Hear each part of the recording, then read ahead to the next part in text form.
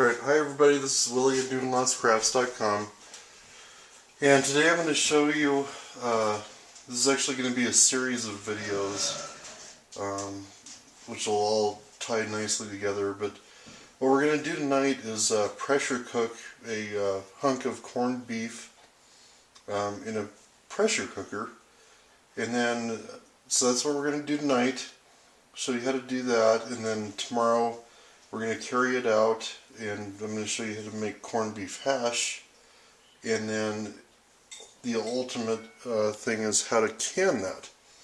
But first step is definitely a lost craft, the pressure cooker, how to cook a big hunk of meat very quickly and very cost effectively. So here I have my little Presto pressure cooker. And what I'm going to do first is get a couple cups of water.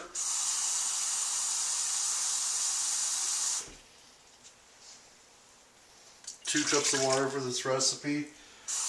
The piece of corned beef I picked up is a little over 3 pounds. And I'm honestly just following the recipe that came with the pressure cooker.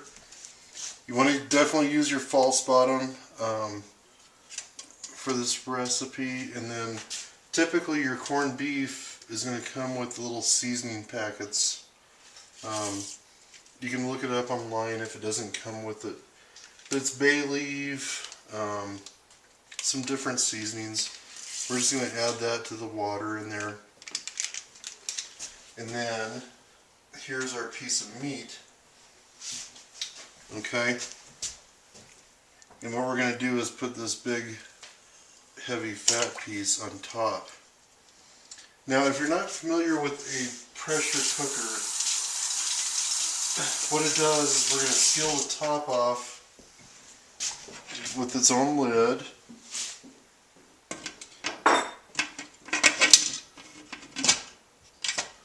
Okay, and it has some different gadgets, so this is going to show when the pressure builds up. There's a rocker that comes with it, and you can get different weights. Most of these are designed to keep 15 psi of pressure inside the vessel. And for this particular recipe, 15 psi for an hour is what we're going to go after. So that's all we need to do is the water, well, the false bottom, the water, the seasonings that came with that piece of meat. And now I'm going to turn this on high and let it build up pressure, and you'll see this little button pop up. This will start to rock back and forth. That's when you start timing the hour for the cooking time. And then we'll let it cool down naturally, and that'll take a good hour by itself, but trust me, this is still a very quick method to cook meat. So we'll be back when this thing is rocking and rolling. Alright everybody, a quick segue here. I wanted to point something out. You can hear this puppy starting to boil. The little doodad in the handle, the pressure indicator is up. The safety indicator is up.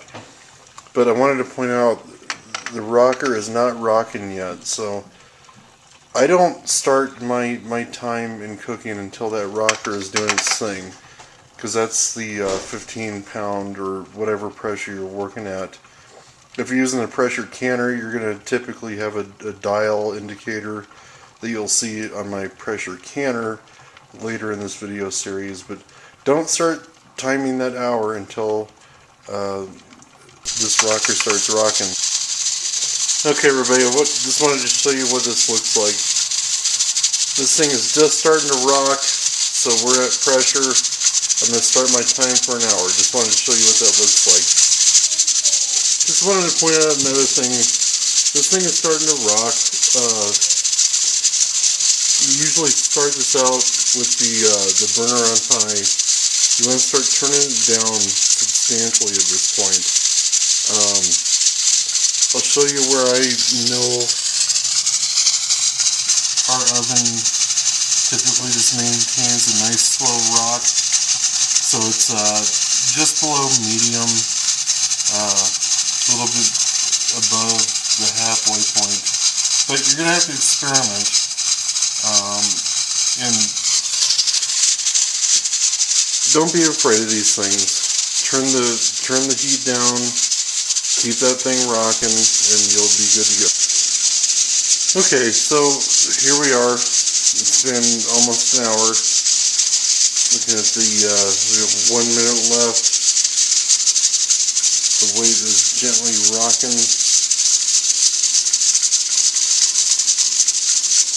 Just wanted to film this because all I'm going to do once that timer goes off,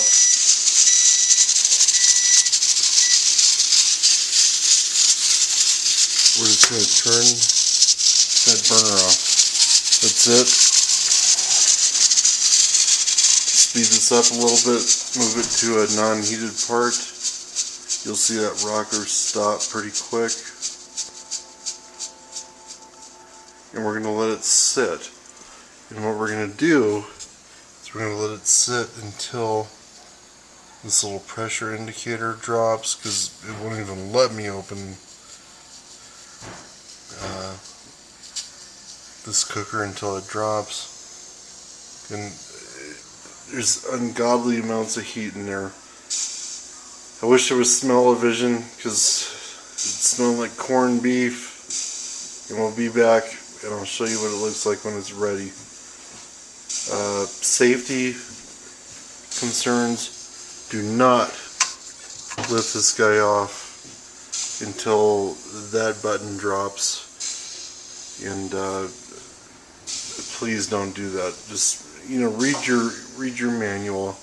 Be safe with these things. It's a really cool cooking technique, but it's something you really can hurt yourself with if you don't pay attention. Okay, so it's cooled down. I wanted to point out this little plug is down. Little pressure indicator is down. You need to be really careful doing this, but if you lift this a little bit,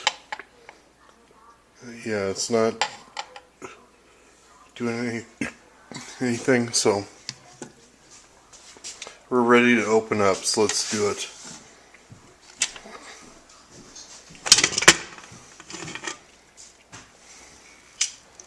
There we go. Was there corned beef?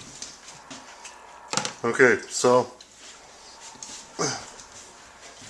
last thing to do is take it out, because it's getting pretty late here. And like I mentioned, we're going to carry this video on to another series. So I'm going to store this for the evening. And we're even going to put the juices in here.